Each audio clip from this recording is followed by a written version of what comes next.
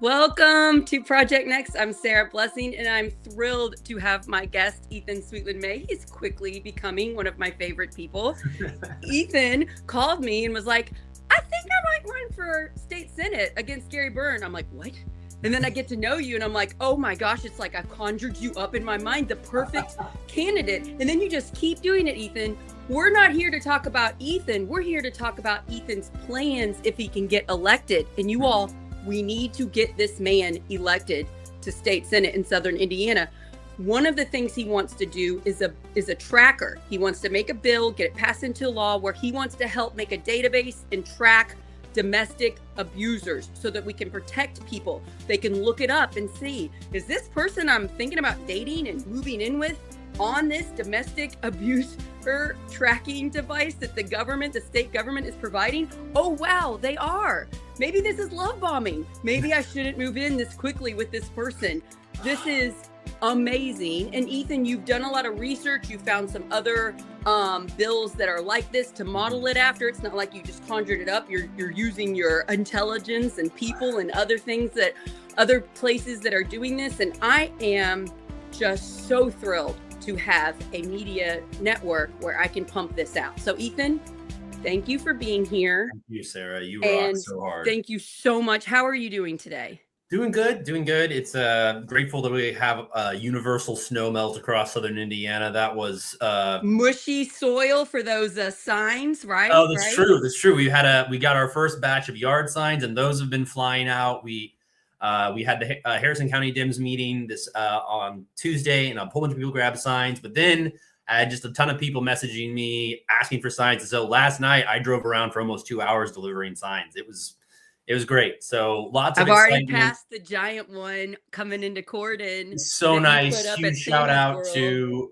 Richard and Sandy Gettelfinger for letting us put that sign up there. And yeah, is really, really sweet of them to let me use that space. And yeah, and it's exciting. People are really fired up, and we're ready for more than petty culture war. We need a legislator who actually represents the needs of our community and is doing things to bring down the cost of living and keep people safe, and instead of deputizing himself to perform skirt checks at the bathroom, which is what my opponent is doing. Yeah, I want to talk about your opponent for a minute, because most of the time I tell people, I recommend, don't talk about your opponent, just talk about you. But your person that you're up against, Gary Byrne, is one of the worst, if not the worst, state senators in Indiana. It depends on what, level of metrics you want to rate him on. But he is very bold he pushes legislation that hurts all Hoosiers. He doesn't just say yes to it like a lot of these other people. He's writing the legislation to hurt people. And he really attacks the pride community. Yes. Like they are the devil. Like he is terrified of anybody in the pride community. He really goes after libraries. He wants to close the library by my house that I can see from my window, the Palmyra Library branch, the Lanesville one. We have little ones all over Harrison County, because Harrison County is a giant place and it takes a long time to go to the one library. And he wants to control what books we can read, and he wants to hurt our schools. He's trying to defund public education. I mean, we could do a 6-hour episode and not cover all of the damage Gary Byrne has done since he's been elected as our state senator. So I think in your case, everybody should let people know who is in power right now. And if we don't work to get you elected, that's going to happen again. Yeah. Right. We're just, you're going to see more of the same. And yeah, State Senator Byrne has certainly been an activist as a legislator, even from last year when he single-handedly tried to cut consent out of as a requirement for sex ed in schools across our state. And he was pressed on that by other legislators. Like, why are you doing this? Why, who are you representing that you are trying to remove consent out of sex ed for our schools? And he just plainly was like, I did it. Nobody approached me to do it. I just did it because I think it's what should be done. And he is so scared to talk about sex. Like it's so weird. Well, and the thing is, I call it activism because there's no basis for it. Comprehensive sex ed includes age-appropriate discussions about consent, and it has been taught across the country for many years now, and it is proven to reduce teen pregnancy. It reduces incidents of sexual assault headed into college. Like, it is a proven way to improve the safety of kids and young adults.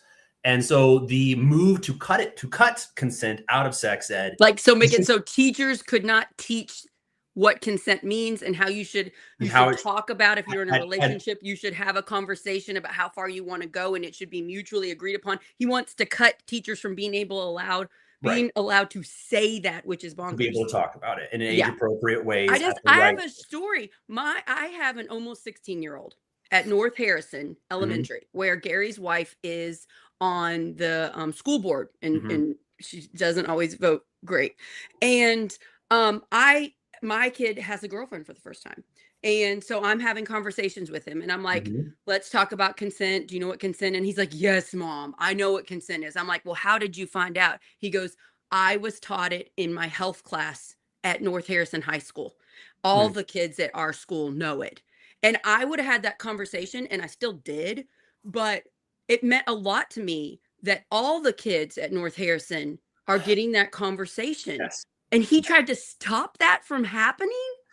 And it's why it's so important, because, and we're going to talk, this is definitely leading into what we're going to talk about today with the domestic violence and recidivism tracker policy that I want to put forward whenever I'm elected to state senate. But raising the community's awareness, an entire community's awareness, changing the conversation and making something that might be unspeakable, something that is unacknowledged and talked about, is a way to immediately raise the bar for everybody in that community.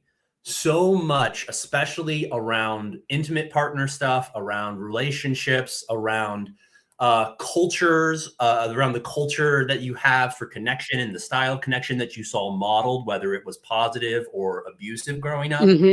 So much of this stuff is very difficult to talk about unless you're given the tools to break it down and understand it and discuss it. And we have seen the positive impact of equipping people to talk meaningfully about boundaries, about expectations. And when you have a whole community of students that together, you look at the kids around you and they look at you, and you all know the same thing. You know what it is to respect boundaries. You know the expectation is that other people have a right to say no and to stop at any time and to have autonomy over themselves, and that you're expected, if you want to be a good person, to respect that. That is like, we could talk about that for a long time. You really touch on something I want to mention. Having control over your own body is something that I feel like Gary Byrne doesn't advocate for. Since he didn't want, and you don't have to say this because you're running against him, but I can. Since he wanted that consent out, I kind of feel like he's in that group where they want women to be controlled by somebody. They want their father or their older brother, or they marry them off to someone they sort of pick early on in their early ages when they're very young, and the man takes care of the woman. And this is 2026. Women take care of themselves, and we get advocates that support us, and we talk about consent and boundaries, and we are in control of our own body. And so it's really important. I've spoken to people that you know too, where they said when they were growing up in a kind of Christian nationalistic type of extreme church, they were not taught that they were in control of their own body. And so that leads to them being abused. And because they don't know how to say, stop, I do not want you to do that. And if we're not teaching them when they're young and they're getting their hormones and those feelings are coming up, if we're not teaching them, who knows what weird stuff they're getting on the internet or with their friends, if they're not hearing it from a trained teacher or you know. So I'm really glad you said that, because it does seem to be a core problem. It seems to be something we're really up against in the state house with the person you are running against. And it's really like to give It is a big shift for a lot of people who were raised in ultra conservative environments to believe that empowering people to have autonomy over themselves, empowering kids to feel comfortable expressing boundaries and to feel comfortable. It's even a big shift. This is something that is happening in a lot of families, in a lot of places, telling kids that they can say no to a hug. Right. This is a really I do that basic with building my block. kids that are my 7-year-old twins. I do this. They'll Right. turn to me and say, "I don't feel like a hug right now." Right. And I'll say, "Oh, they don't feel like a hug right now, but thank you." Yes. You know.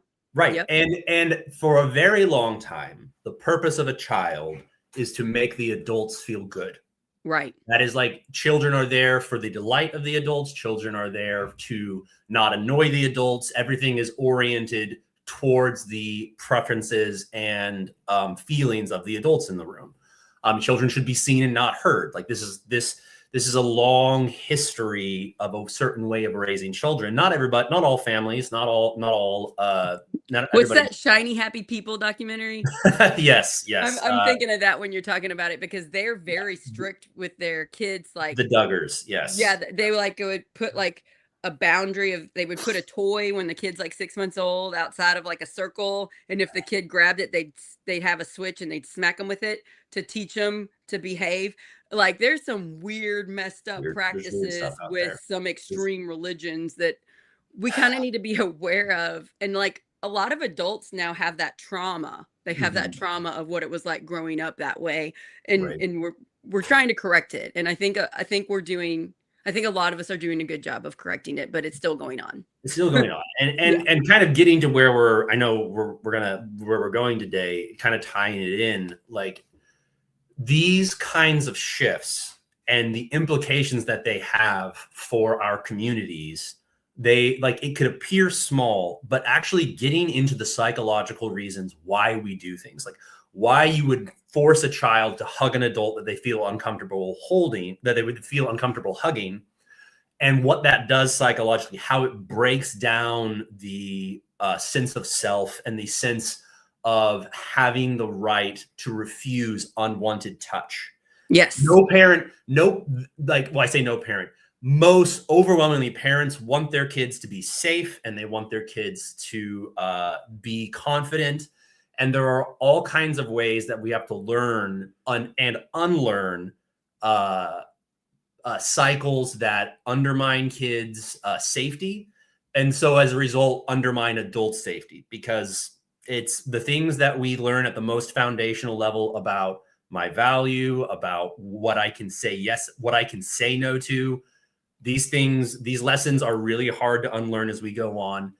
And that goes for both people who are victimized and people who go on to abuse. And before we go into your amazing tracker, I just want to hit on something I've learned with my now good friend Rich Genzero, who I do the show From Prison to Pastor with. Fantastic. So when he was 16, he committed a violent crime and was sentenced to 14 and a half years in a maximum security prison in New York. And the reason he committed that crime was because he was sexually assaulted by several people as a young child, and he had no knowledge of how to tell his family, who would have cared and done their best to help him. He did not know what to do, and so he was full of rage, and he joined a gang. And I told this to Miranda Williams, who works with this nonprofit Reform Alliance that tries to help people that are getting out of jail. And she said, I told her that story, and she said, Sarah, that's almost all of these men's stories that are in prison that go at a young age. They were molested, and then they didn't know how to handle it, and then they committed a crime. But his story is different because he met a pastor in the prison who mentored him and a other bunch of group of people and helped him when he got out at the age of 30 as an adult, and helped him. And now he's a Lutheran pastor. So his story is rare, but the beginning of that story, not rare. And just this conversation, just educating people and teaching our children about unwanted touch, and also making sure they feel comfortable in telling us when an adult does something that they get an icky feeling with, and that we're not going to be mad at them no matter what, can help stop this cycle, which is still awful in our culture. It's still happening. There's so many people out there that have been abused, and if they don't get treatment for it, we're still having problems. It's true. And it can be, the lingering impacts to our communities, the lingering impacts to people's lives are, they're long lasting. And But you know what's so great about this show? You're trying to do something about it. You are trying. Is what it almost makes me cry. I'm going to try not to cry. You are actually trying to protect the ones that are most vulnerable in this state. You are working your butt off to get elected. You are doing an amazing job, and I cannot explain to you how proud I am of you.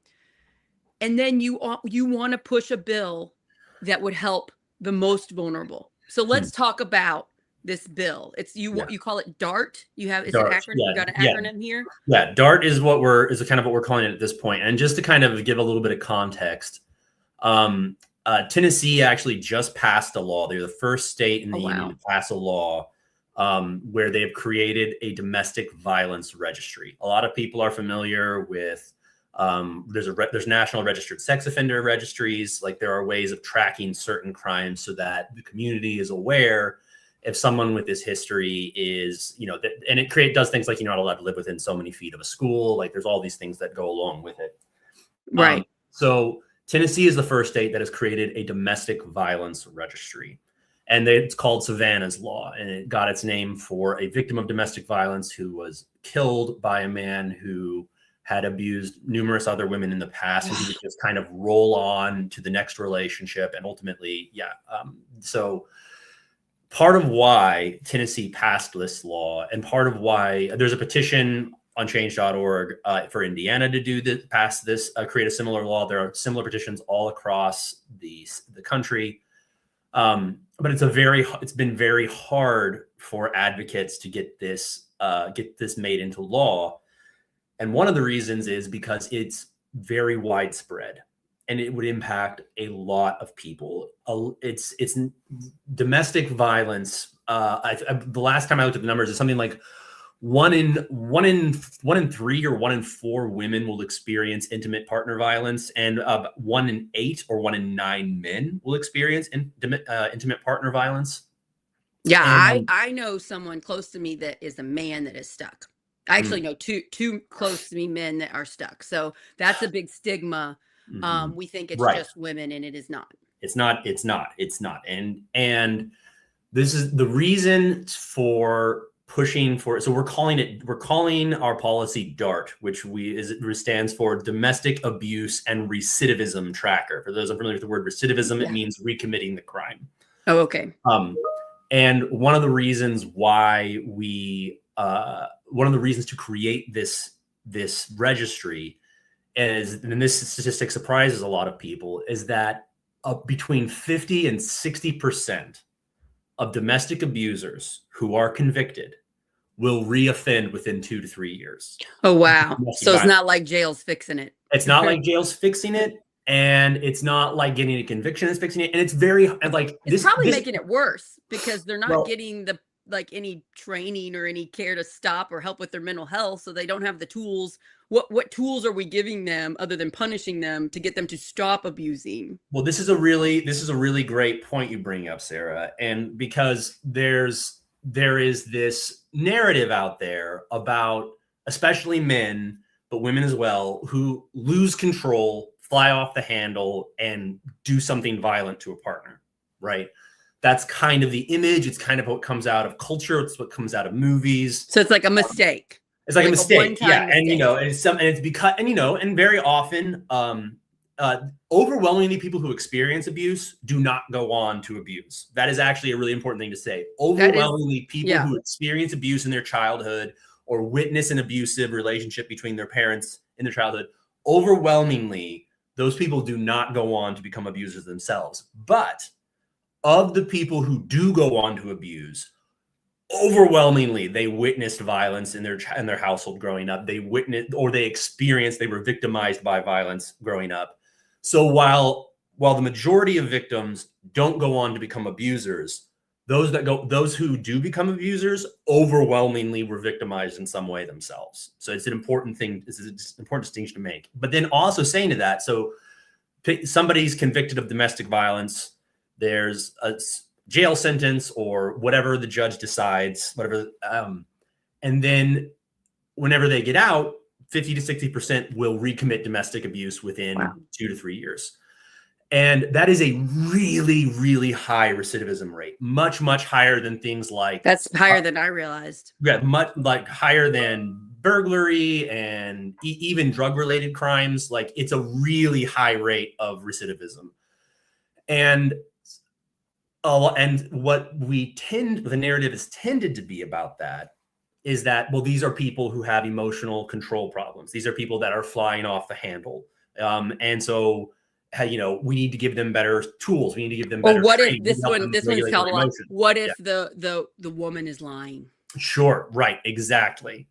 Which every once in a while happens. Every once in a while. Sure. Absolutely. Sure. Absolutely. That can happen. But here's the thing. There's a guy named Chuck Derry. He co-founded the Gender Violence Institute in Minnesota. He's been working with domestic abuse, both abusers and victims, for decades. And he's done tons of research on this, and his research is a real kind of spine of how we're approaching this tracker. But this is one of the things that Chuck Derry talks about, is confronting this narrative about losing control. Chuck, he's interviewed thousands of domestic abusers. And one of the things he says is that if a man continued to insist that he lost control and then would hit his partner, Chuck would say, like, ask him if he ever hit his partner in church or at temple, synagogue, or the lodge. Oh, you're only doing it when nobody else is watching you. And exactly. And they would say, well, of course not. Of course not. And so I say it's the opposite. Where is it happening? It's the opposite. It's a way to control the partner, and it's very calculated, and it looks like a loss of control, but they've planned it, because if they couldn't plan it, they would hit him in church. They would hit him at the grocery store. And sometimes you see that happening. But for the most part, these people know when to do it. They do it in the closed doors in their house or their apartment or whatever. Yeah. Yeah. So it's actually the opposite. It's they know how to control you and blame you. Oh, you made me lose control.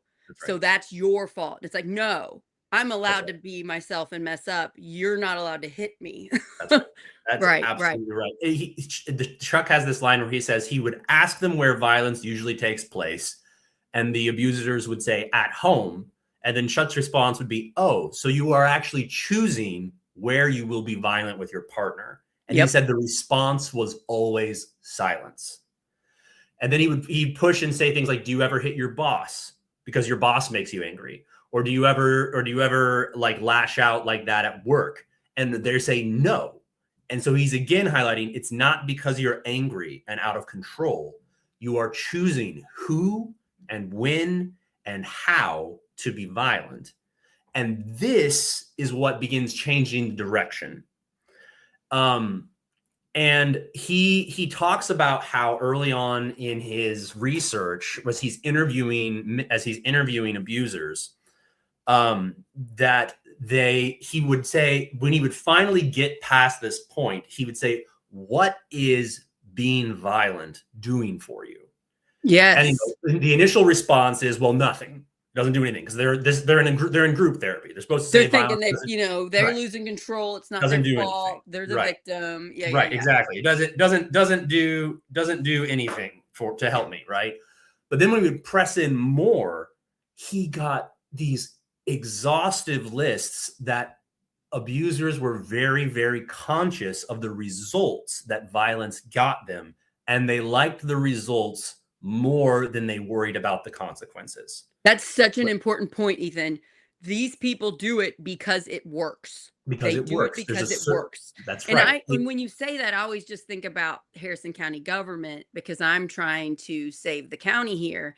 And they're such bullies. Not everybody. Some of them are great people that work in the county and they're doing, as best as they can. But the main people kind of controlling are such bullies. And I'm like, why do they do that? And it's because it works. 'Cause there's 'Cause it works. and the so whenever he would do these breakdowns, he would get responses when Chuck Derry would get like ask them finally get through. Well, what is it actually giving you? Control of the money, not having to do housework, not having to deal with complaining. And then there were a few that really got my attention when I first started learning about this. And it was like, I get control of the story. Ooh. I get control over what she feels safe saying to her friends. I can isolate her using violence. And it does all these things effectively. And Chuck found that even when he would do the emotional regulation stuff and teach them how to do conflict discussions and stuff, they'd send these men home with this stuff. And then when they would return and he'd ask them, well, how did it go? What was the outcome? They'd say things like, well, yeah, I mean, we talked and, whatever, but it didn't work. And he's like, what do you mean it didn't work? He's like, well, she wouldn't do what I said. I didn't get what I wanted. And that's really at the heart of this, is that part of why the recidivism rate is so high for domestic abuse is because the people who are committing the abuse like the results they're getting, and they don't like the results of some other path than violence because it doesn't grant them the immediate control that they want.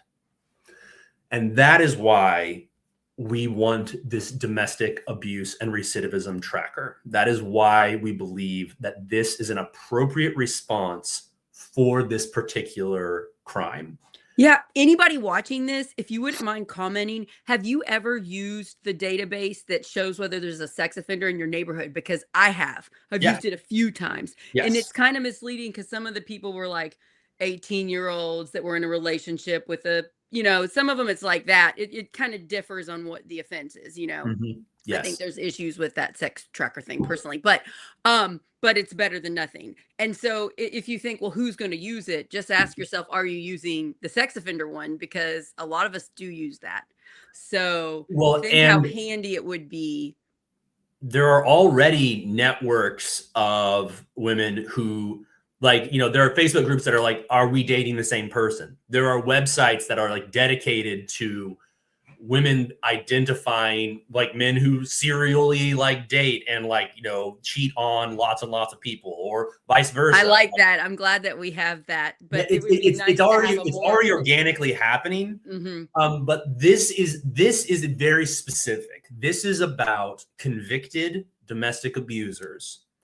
And the reason why this list, convicted of this crime. They've been charged convicted guilty of this crime. Right. We know they did this. We're Correct. Putting them on a database and letting people know what they were convicted of. Right. It's a picture. It's a name. It's the conviction. It's you need the picture because sometimes they use fake names. Correct. So, and the reason we're doing this, you were talking about talking to your child about consent, and they're like, Mom, we all know about consent. It's all out in the open. One of the things we're saying as we talk to people about this policy and why we want to do it is that we believe safety begins with the truth. And that goes from a little kid who knows that the truth is that they don't feel good hugging this adult right now and they don't want to do it. That truth and honoring it and honoring how they feel is part of them being safe for their whole life. Mm-hmm. So when things are broken and things are wrong, part of creating safety is creating is creating community-wide truth about what's really happened and who's doing what. The truth sets you free. Right. The truth sets you free. That's why I do lives with Project Next. I want the truth to come out. It prevents people that have like an agenda and they can't be honest from being on the show, because it takes a little bit of bravery to do a live. Yeah, I'm so for the truth. The truth keeps me mentally healthy, Ethan. Oh, yeah. I have to, like, you know how Taylor Swift, I love Taylor Swift, by the way. She's very open about her life, and she's really open about how she handles all the trolls that she gets, which is a lot. Sure. I really take a lot of wisdom from how she does that, but she's very open about her life, and she puts it in her songs, and she's so powerful, and she has so much money that she can say whatever she wants, and nobody can take her down. Right. And I love that about her. And I think she's a great model for all of us. But that's what I'm advocating for. The truth sets you free. We have social media now. All of us. We can say, you know, this person looked at me and shouted this comment at me when I was walking in the street. And I'm just going to let people know that this person did that. We have a better voice now. And I wish everybody used it, because I haven't been, I haven't had domestic abuse, thankfully. I haven't been hit or anything. I'm very lucky about that. But I have had bullies go after me, and I have had bullies say fake things about me. And I just like to say the truth. And I'll, you know, I had to ask Tim. I said, Tim, will you do a show and interview me about my number one bully that goes after me and acts like he's the victim, but he's the bully? Can you interview me about it so that I can let this person know they don't get away with it? And that's my recommendation too, is you have a voice. You have, you're in control of your body. You're in control of what people do to you. And when people say fake things about you, I encourage you to shine a light and say, that's not true, because the truth sets you free. And also, you don't have to be perfect. We do a lot of victim blaming, Ethan, where it's like, well, this girl did this and this and wore this short skirt and did da-da-da-da-da. And it's like, I don't have to be perfect to not be bullied. That's right. Right. That's right. Absolutely. Absolutely. And one of the things that so like, you know, all that stuff, public accountability, it's all great. But one of the things that this tracker is really focused on, the same way that Chuck Derry, when he's interviewing these abusers, and it's like, well, do you hit them at church? Do you hit them at the supermarket? And it's like, well, no, I don't. I hit them where I can't be seen and where it's not public information. And a lot of times they hit them in places where you can't see. Right. So when they go to church, it's where it doesn't leave visible visible bruises. Or something. Yes, right. Absolutely. And so what that is acknowledging is that this particular crime is vulnerable to public shame. It is vulnerable to being known publicly that you've done something like this. It's really important to highlight why we're pursuing a public registry for domestic violence. It isn't about being punitive. It is about safety that is created by the truth being made public. And what does punitive mean? Punitive meaning it's not about punishing people. Okay. I do not like my personal beliefs, my faith tradition. I do not believe there is a lot to be gained purely for being punitive. I think that. So you're like revenge. We're not doing this or punishment. We're doing this to protect people that could be abused by these people. It's a protection, not a revenge thing. Yes. It's about It's about protecting. It's about protecting people, but it's also about getting at the psychological protection for people who commit abuse, who think I can do this and it won't be public information. The next person I'm in a relationship with, I will have total control over what they know about my past partner. I can make them sound crazy. I can control the narrative. I can be in control of this story, and that's why abusers don't hit in church. They don't hit, in the grocery store. They are in control of what they're doing, and they are making choices about when and who they are violent to because they think they can hide it. They think they can get away with it. and they like the results it gives them. Ethan, you and I have stopped bullying in our lives because you and I are public and we will shine a light if somebody tries to harm us. I have stopped multiple bullying this way. I have seen my friends who will not be public, the same people that go after me, go after them. I say, make it public. Come on, do a show with me. They're too scared. That bullying continues. You're making a database to be that voice for these people that are being hurt. Yes, that's the voice.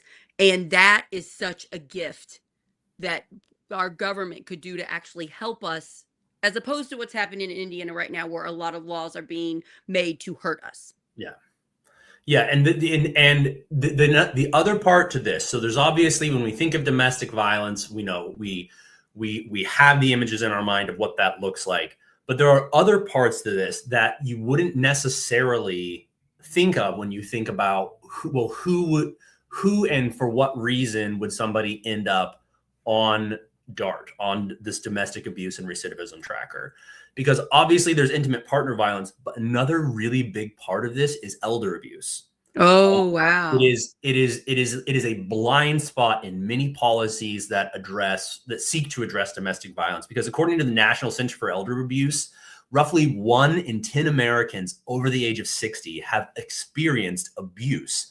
And unlike the intimate partner violence, elder abuse often involves financial exploitation. That can be present. That's such a problem. Tim Peck talks about that a lot. It is such a problem. Yes. Yeah. And a lot of like our seniors are spending a lot of their mental time trying to figure out whether things are safe for them or scams, because there's so many scams.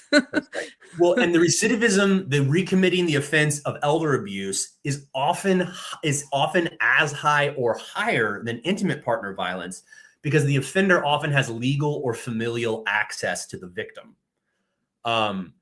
So again, you have a financial incentive. Again, it's private, it's not public when this kind of abuse takes place.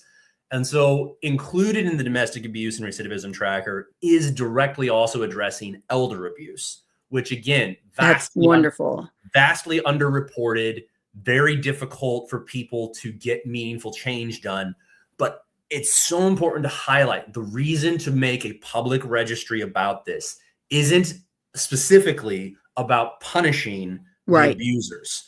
I mean, listen, get me in my feels about this, and I've got lots of ideas about punishing people that do terrible things to their intimate partners and the elderly and children. Like, I've got lots of feelings about that. But in terms of what is the point of this policy, it is about disincentivizing. It is about changing the math that abusers do, where they say, this isn't going to be public information. Even if I were to be convicted of something, it's not necessarily going to go somewhere where people can easily find it. And the incentives, the getting what I want from an intimate partner, the getting financial resources, abusing an elderly person, these incentives are not worth it anymore whenever it's going to be public information that this is the kind of person that that's what I was going to say. This would lessen the abusers, how many people they abuse. It would lessen it because they have responsibility, they have accountability. That's the main way I'm able to stop my bullies, is I just shine a light on their behavior, and they don't want people to know their bad behavior, so they stop doing it to me. Same thing. The bullies or the abusers are going to abuse less when there's consequences for them. They shine a light on their actions. So not only is it going to protect people and they can look up and say, oh, I guess I'm not going to date that person. Yes. But it also makes the people that do the abuse do less abuse. Yes. So it's all about public safety and transparency. And it is all about, and like we talk about it as a right to know. Like, in the same way that, like, when we say that kids have a right to a good education and they have a right to learn about consent and their own autonomy and and having say so over what happens to them and how they feel, you have a right to know if somebody is a domestic abuser. The public has a right to know. And there are so many stories, so many stories of people who were deceived or who were misled and ended up in relationships or ended up sharing housing with an abusive person. And if they had just known, it never would have happened. Right. And the person who commits the violence would have been, if them being publicly exposed were constantly on the line, that is a major disincentive. That is a major discouragement to choosing, again, because they're choosing it, to choosing to commit violence in the domestic setting, in an intimate partner setting. And so whenever we push this out, like the data and the accuracy of all this, like this is not like by sticking with names and pictures and the crime, and really not a lot of other information, because we don't want to empower vigilantism, which is a big concern of the ACLU. Like, the ACLU is in general kind of opposed to these kinds of registries. Oh, that's interesting. Yes, in general, the ACLU is because they're worried about it being punitive, and they are concerned about vigilantism, putting these people on public registries. So it's not you can, like, you have an enemy and you can go after them and ruin their life. It's just they were convicted of this abusive crime. We're just going to make a database so you can see easily that they were convicted. Yes. Like the sex offender one. Yes, that's right. That's exactly right. That's exactly right. So it's important to, like, it's not this is right or wrong. It's like, we need to handle it the right way. And you've already thought about the best way to handle it. And it will help lessen abuse. That's it. That's it. And one of the really important things about this policy is that it's not just about like passing a law and then patting ourselves on the back and walking away from it. Like, we want to create a citizen advisory board with, community experts who have been involved in domestic abuse and victim advocacy.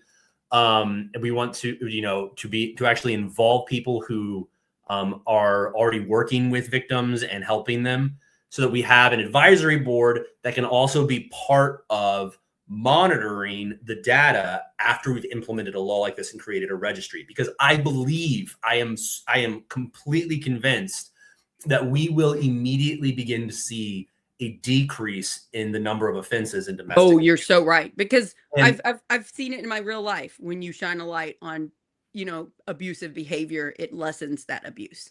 And this is so big for Indiana, because, again, one of the things that is not common knowledge is that Indiana regularly ranks in the top 5 states in the country for reports of domestic abuse. I know it's going on in Harrison County. Harrison County is a county where there's a lot of people struggling. There's a lot of people stuck in relationships that aren't healthy. I know it's going on here. And that's why when you explain this, when I was sitting at you with a meeting and you explain what you're doing, my heart just opened up to, like, well, I think it's possible that we could get you elected. And I think it's possible that a bunch of people will help push this and talk to the needed people you would need to agree to make this bill a law. Yes. I have a spark of hope. What you are doing right now, my friend, could help my neighbors in this community that are hurting. And it's just so rare and needed. We need hope right now, Ethan. Yes. It is scary out there. The news is rough. Our government is murdering people and not taking accountability for it. I mean, it is rough right now. And I'm just thank you. Thank you for, you're not getting paid to do this. You're spending time away from your beautiful wife and your beautiful child, and you are trying to make the people in this state's lives better. And I just am so thankful for you. And so here's what we got to do, everybody. We need to help get Ethan Sweetland-May elected. There's a primary May 5th. Come out, vote for him. Vote for me if you want. Vote for Tim Peck. Those are the, and then November, vote. Is it November 3rd? Yep, it is. And then it's 264 days. Besides that, everybody, tell everyone. This is a bipartisan. It doesn't matter whether you're Republican, Democrat, Independent, Libertarian, don't vote. This is something most people would like to happen. Yes. We're glad we have the sex offender list. Right. Let's do this for domestic abuse. Let's do this. Right. So we can do our part. We got to get them. We got to get out the vote. We got to vote. We got to tell everybody. We have to talk about politics. That day where we don't talk about religion and politics has ended if we are going to protect our country and our freedoms. So, step one, get Ethan elected. Let's say you win. I'm using Project Next to push this. I'm using my friends that will be elected in the state house and the state senate. I'm calling them. I'm pushing this. I'm working with Hoosier Action. I'm getting my friends that I know at Hoosier Action to push this. Everybody else is going to work on it. So it doesn't stop at getting you elected. Then we got to push the 50 state senators and the 100 state house. We got to push the majority of them to vote for it. Right? Yes. And so, and then once it gets passed, what you said, we got to make sure we're doing it the best way possible so that it's not about revenge, but it's about stopping the abuse, lessening it. And Sarah, I know we're kind of wrapping up here, and I just again, referencing Chuck Derry here. This is something that I really want to drive home about why I believe the registry is necessary. Why merely, the thing is, so we talk about, because again, dispelling the myth that this is about psychological, problems or trauma that is driving. They can't help it. Poor them. Right. It's just one time. Psychological therapy is designed for people who are suffering and are victims of trauma or mental health conditions, right? It is not designed for working with perpetrators of intentional harm. I am quoting Chuck Derry when I say that. Psychology is not designed for working with perpetrators of intentional harm, and it is not an effective method for creating change. And Chuck Derry says we need to attend to the intentionality of these behaviors towards women and children and others, and accept that this behavior is based on greed, selfishness, and self-interest. As a compassionate individual doing this work, how do I keep my compassion if I accept that this individual is doing these things intentionally? That is a major, when I first read that was a major reason why it changed my mind about, I didn't have an opinion one way or the other, but I began to think that this is something that we need to do, because this is not about wounded people that are lashing out and doing harmful things. Making one mistake, right? This is about perpetrators of intentional harm and why they are incentivized to do it, and how we can take the incentives away. And that's why I want to create this policy, because I truly believe that it will make women and families safer in Indiana. And that is, if there is any reason to run for public office or try to make a difference, it is so that we can make people safer, and so that we can, of course, as well, help make things more affordable. But that's a conversation for... I'm putting it in the atmosphere. Let's picture the future here. Let's picture the future. We do the work, everybody. We help get Ethan elected. We help push this bill. This bill becomes a law. Can you imagine that feeling of, we're going to help people? Yes. We're going to help lessen abuse. I know Treva Hodges passed something in her own little town of Charlestown when she first got elected. It was like one of the first things she did, where she set up some type of place for when a person is not safe in their home. They can come, and there is a safe place, and there's resources, and there's things to do. And she had just set it up, and she said so far just a couple people had used it. She said was worth all her effort, all her hours of work. She helped those couple people. And I wonder how many people she's helped by now, because she's been elected twice now. Yes. And I'm just like, think about that, Ethan, on your rough days when you're away from your family and you're driving to some weird place to put a sign up and you're like, does any car drive past here? Like just imagine that, because this is really possible. That's another thing I'm so pumped about. I understand enough about how bills get made into law and all the people that get involved. And Tony Hostetler was on the show commenting. That's a person that helps. He works with Hoosier Action. He helps push legislation. He's supporting this. Oh, well, that's a good person. I know enough of the steps to see that this is possible. So I'm really hopeful, and I would love to use Project Next to continue to help. Now, how do we get you elected, Ethan?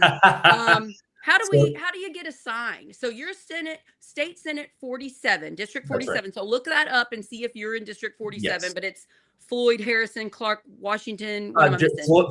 Floyd, Washington, and Harrison, and it's most of Floyd. It's not all of Floyd. The line is really wonky. Nick around Marshall has a Grant, little. He's Grant Line running. Road. Nick Marshall, District 45 has a chunk of Floyd County, but I have District 47 has the lion's share of Floyd County, and all of Harrison, and I believe all of Washington. There's like maybe like a very thin, almost all of Washington. Mhm. Yeah. And Yes. see, what's interesting, you all, is I'm running for state house. That's half the size of Senate because there's 100 House and 50 Senate. And so mine is inside where Ethan's running. So I can, every place where I am trying to campaign, I can also campaign for Ethan. Half of the places you're at, you can you can mention me. Yeah. Absolutely. So you guys, so if they want a sign, what do we do to get a sign? Please follow me on social media. I'm on Facebook. I'm on TikTok. I'm on Instagram. You're also really good at making videos, and they're very entertaining. And I always cannot wait to see. I loved your shoveling one where you lifted it above your heart, and then you fell down, and you were like, "Don't lift the shovel above your heart." Yes, pictures are worth 1,000 words. Check out his stuff, guys. If you want you. like good video content, like you're eating lunch, just go to Ethan's like TikTok or Instagram and like just look at his videos because they're fantastic. Thanks, Sarah. I appreciate that. So if you can follow me there, you can also message me there. If you'd like a sign, we just got our first batch of yard signs, and we've given out about I think like close to 40 already. Good job. I'm so proud of you. Great. So please follow me on social media. If you'd like, and signs cost $10. If you can help pay for the sign, help us cover the, don't worry about it. Exactly. If you can help us cover the cost of the signs, it's great, but don't let that be a barrier. The signs do no good. You're on Act Blue, right? Do we just type in Ethan Sweetland-May at Act Blue to donate? I have a website, ethanforstatesenate.com. You can go there, and I've got my calendar up there. You can see where I'm going to be next. We're doing town halls every 2 weeks, which is not just part of our campaign. Except for the time you got the flu, Ethan. Oh my gosh. Yeah. I caught the death a few weeks ago. It was awful, but we rescheduled that town hall. We're going to do an online town hall on the 15th, coming up here in just a little bit on Sunday. That's going to be in the afternoon. We're going to be live on Facebook and on TikTok. But then the following Saturday, we have we rescheduled the one that I had the flu for. And so that's going to be at the Carnegie Library, called the Cultural Arts Center, sometimes in downtown New Albany. And we're going to be there on Saturday afternoon, the 21st, from 2:45 to 4:30. That's going to be in person. The entrance is off Bank Street. You just take the elevator or stairs down to the basement. It's a big, great room they have there. Sweet. But yes, and then we're going to be back in Harrison County on March 1st. So March 1st, you're going to be at, was it Harrison County Community Foundation? That's right. The foundation. That's where we have our DEM meetings, you all. That's right. We're going to be there from 6 to 8 o'clock on March 1st. I want to try to come to that, and I want to try to post it for Project Nice if I can, if my husband can watch our children. We'll see. I will try. Understood. You're doing and I would like to try to help. You and I need to do a live on Harrison County DEM Facebook about that. Absolutely. We need to do some social media. One other thing I want to say about electing me is that there are about 135,000 people in District 47, and about 40,000 vote in the midterms for state Senate. Wow. If everybody that voted for a Democrat for state Senate in the last 3 elections finds one person who didn't vote and gets them to the polls in November, will win. If everybody that voted for a Democrat for state Senate in the last election, because it's almost the exact same number turnout every time. The rolls for the last 3 elections are almost identical for the last 3 elections for state Senate. And if you voted for a Democrat for state Senate and you find one person that did not vote last time, and you want to see this domestic violence registry get created, if you want to see the cost of living come down in our communities, bring one person who didn't vote last time. And if everyone does that, we're going to win in a landslide, because that everybody needs to know that this race, your race, is so winnable. It's very winnable. So possible, especially for the circumstances we're in Yep. right now in this moment for 2026. Yep. So have People are hope. tired. I always meet people that are Democrats and are like, well, I don't vote because we don't win. I'm like, well, that's why we don't win, because you don't vote.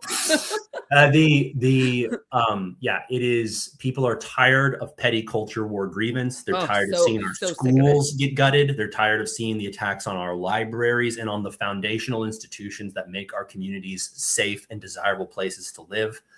And if you're ready for change, if you're ready for somebody that's going to take meaningful action and not pass laws about bathrooms, but actually do things that make women and children safer, like creating trackers like our domestic abuse and recidivism tracker, please vote for me. Tell your friends, sign up for our newsletter, follow me on social media.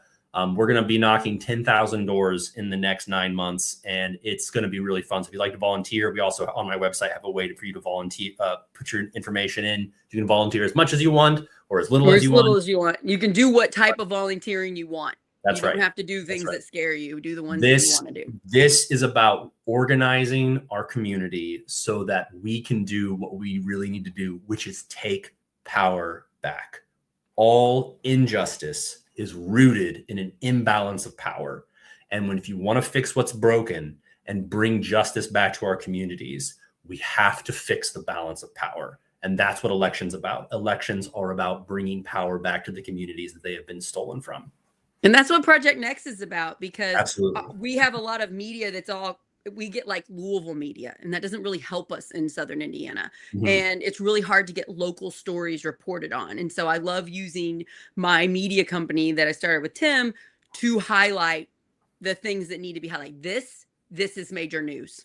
You're doing the Lord's work, Sarah. Like, really. you and Tim, I like being truthful. I like being me. I like using my talents to make this place a tiny bit better. And I was talking to Kate from Hoosier Action. I love her so much. Hopefully she's going to be on the show soon. Oh, amazing. And she was like, don't you want to live a big life so that we can make things a little bit better for people? I'm like, that's what you're doing too.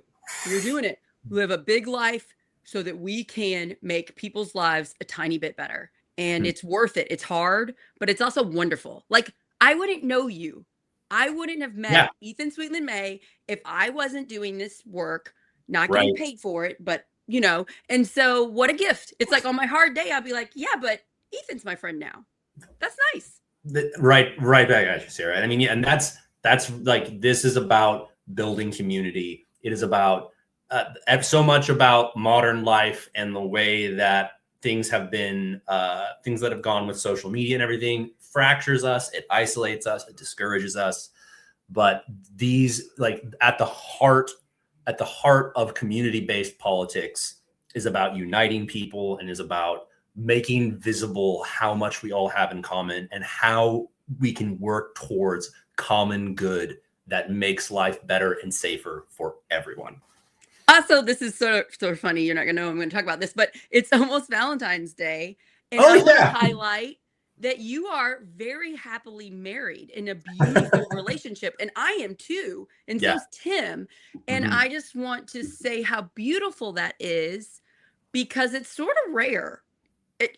I think that if you are truly, really, really happily in love and you've been with a person for a while, that's something we kind of should talk about. So I'm trying to figure out the best way to use Project Next, because how do we highlight, how do you get that happiness in your relationship? Because in our culture, we really don't do a great job of teaching it. Of like I want my 3 kids to be really happy in their love.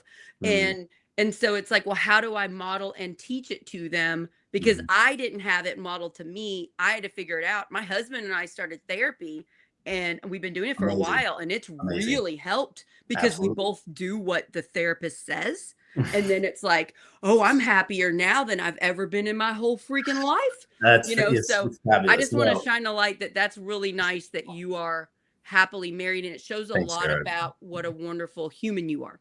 It's, I mean, yes, my wife Aberlin and I have been married for 16 years. She seems incredible, and I want to get to know her better. She's amazing. She's amazing. We were very young when we got married, and we've had lots of help along the way. Nobody can figure this stuff out on your own. If you're like, if people are having a hard time, like, nobody can figure this stuff out on your own. We are all working from the best tools and toolbox that we have. And a lot of times getting better tools and getting a better understanding is all the difference. You talk about going to therapy, Sarah. Like I've attended therapy for a long time now as well, but there have been others along the way. Gottman. We do Gottman on our therapist does Gottman. Gottman Institute is an invaluable resource. The book, The Science of Trust, changed my life, changed a lot. And I recommend following the Gottman principles for yourself. Like loving yourself that much really helps too. I read a book where the main character did that. And I was like, oh, duh, that's a beautiful thing. Yeah. Fabulous. Yes, absolutely. Yeah. Absolutely. So, yeah. But yeah. You're so awesome. Maybe we could talk about it sometime. I would like to do a show with you about men and boys and helping them, because in our culture, especially on the far to the right culture and the Christian nationalism type culture, men have very little allowance of showing their true self and their true feelings. So I'd like to do a show with you about it, because I'm not a man. You are one that does this well. You model it well. And I think that we could maybe help some people by just because I worry about our children. I worry about our boys. I worry about our men that are then in turn hurting our women.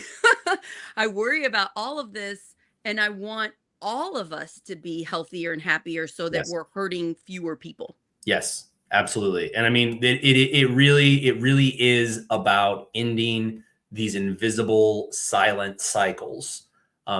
Whether we're men or whether we're women, like ending. It's so private. It's so quiet. Exactly. Ending these cycles that people get stuck in generationally, that encourage violence and encourage isolation and encourage self-harm. Ending these cycles is all about creating visibility, getting rid of shame, creating accountability, and inviting acceptance and love for things that have been invisible and that need to be understood and brought into the light. Just forgiving people for their own mistakes. We're so unforgiving in this culture. Yeah, we gotta talk about it again. So I'd love to have you on again. That'd be great. I'll try to get your town hall. Follow Ethan Sweetland-May, everybody. Please share this episode with at least one person, especially if it's one person that lives in Senate District 47. And let's get this wonderful man elected, and then let's help push this DART program to track domestic abusers and to prevent abuse, to lessen abuse. This is so doable. We can do this. We can get you elected, and we can push this, and we can make this a law. And then we're gonna have a party. so much to get done, and so much to celebrate whenever we actually make. I really like to envision it happening. I really like to think of that moment, like you sitting there, realizing it happened. I really like to see that, because it helps give me the energy to push. Sarah, if you have anything, and you have a lot of things, but you have energy. So I will take a chapter from your book and do some visualization. Yeah. It's awesome. Are you saying I have energy? What are you talking about? Yes, that is true. It's fabulous. It's fabulous. And I'm going to use it to help you get elected, my friend. Thank you so much, Sarah. Thank you for everything you're doing. Give your wife a big hug for me. Tell her that I love her. I love her photography. I like it when she posts pictures on her Instagram stories. They make me happy. Just throwing that out there. Everybody, thank you so much for listening to this episode. It's really been helpful for my mental health. Let's push this out. Let's get Ethan elected. Let's save Indiana. There's so many people pushing Indiana forward, pushing Indiana to get better, to demand better. And if we can vote for these people and highlight the other people organizing good stuff, we can make this state better. It is possible. I hope you have a great day. I know that you're super busy. Thanks for making so much time. No, thank you so much, Sarah. This is fabulous. I can't wait to do it again sometime. And I think, are you going to the Mardi Gras thing on Tuesday? Isn't there a Mardi Gras? I am not. I wish I could, but no, But you're going to be at the gala, the February 28th gala. Yes, well, I'll be at the gala. Absolutely. I'll see you there if I don't see you soon. It does make it better when I'm going to all these events. I get to see my friends. That's nice. So Absolutely. Yeah. Good luck campaigning. You guys support Ethan. He's on Act Blue, Ethan Sweetland-May, and tell people about him, and let's save Indiana. Save Indiana. Bye, everybody. Love you guys. Happy Valentine's Day. I hope everybody has love. And I love you. Bye, guys.